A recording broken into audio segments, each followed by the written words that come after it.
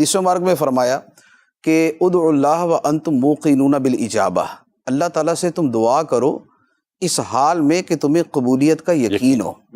تو یہ جو دعا ہے یہ قبولیت کے بہت زیادہ قریب ہوتی ہے، اور دعا کی قبولیت میں بڑے بڑے علماء نے یہ لکھا ہے کہ قبولیت دعا کا دار و مدار جو ہے وہ یقین کے اوپر ہوتا ہے۔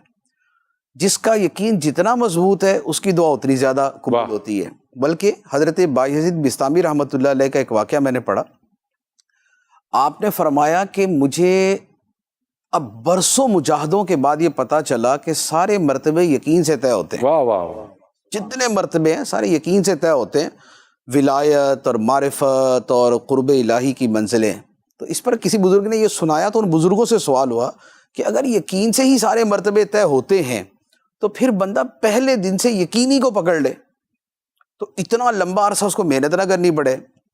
تو فرمایا کہ اس یقین کو پانے کے لیے تو 30 سال مجاہدے کرنے پڑتے۔ واہ واہ، بڑوں کی بڑی بات ہے کہ وہ یقین آتا نہیں ہے اتنی جلدی۔ اگر پہلے دن کسی کو آ جائے تو یقین کریں کہ پہلے دن ہی اس کے ساتھ وہی سارے معاملات ہو جائیں گے جو 30 سال کے بعد ہوتے ہیں۔ اللہ، جیسے وہ ایک شخص نے واز کے اندر سنا نا کہ بسم اللہ بندہ پڑھے تو دریا بھی راستے دے دیتا ہے۔ اب بیان کرنے والے کو وہ یقین نہیں تھا، سننے والے کو آ گیا، تو سننے والا جو ہے وہ روزانہ دریا کنارے جا کے جو ہے نا وہ بسم اللہ شریف پڑھتا، دریا راستہ دیتا، گزر جاتا۔ تو اس کو چونکہ پہلے دن ہی یقین آ گیا، لہذا اس کے لیے پہلے دن ہی وہ چیز ہو گئی۔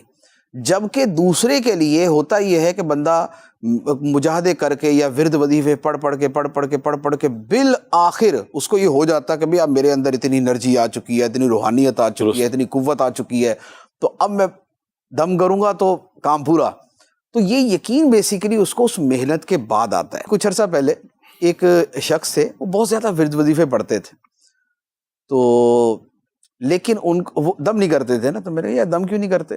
تو اس نے کہا یار وہ ہمارے دم سے کس کو فائدہ ہونا ہے؟ میں نے کہا بھائی جتنا تم نے پڑھ لیا ہے نا، تمہارے اندر جو انرجی جمع ہے تم ہی پھٹ جاؤ گے کسی دن، تو تم دم کرنا۔ اچھا، اس کو چونکہ میری بات پر اس کو اعتماد تھا کہ میں پٹ نہ جاؤں، نہیں دم کام دم پر اتنا دم کام کرے گا۔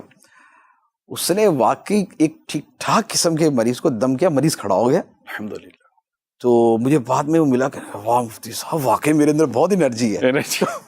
میں نے کہا وہ تو پہلے بھی تھی، میرے کہنے کے بعد تھوڑی پیدا ہوئی ہے، تو پہلے بھی تھی۔ بات یہ ہے کہ انرجی تھی تو میں اس پہ یقین نہیں تھا۔